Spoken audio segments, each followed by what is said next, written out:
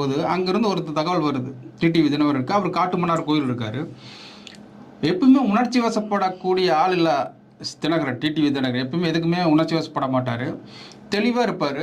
அந்த மாதிரி ஒரு ஒரு அரசியல்வாதி தான் டிடிவி தினகரன். ஆனால் நேற்று பார்த்தீங்கன்னா திடீர்னு அவர் ஒரு உணர்ச்சி வசப்பட்டு ஒரு பிளாஸ்ட் பண்ணிட்டாரு. ஆமாம், ஒரே நேரத்தில் 1 மணி நேரத்தில் அவர் ஃபோன் வந்த உடனே நான் வந்து கூட்டணி விட்டு என்டிஏ கூட்டணி விட்டு வெளியே போகிறேன் அப்படிங்கிறாரு.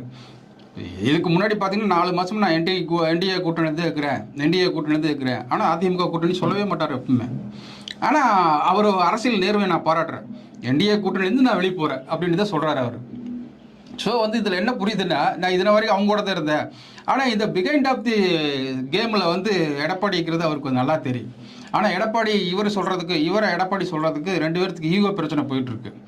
ஏன்னா ஒரு காலத்தில் வந்து சார்ன்னு கை கட்டி நின்றவர் இன்னைக்கு அவர் ஓங்கி நிற்கிறாரு, இவர் ஒளிஞ்சு நிற்கிறாரு அப்படிங்கிறத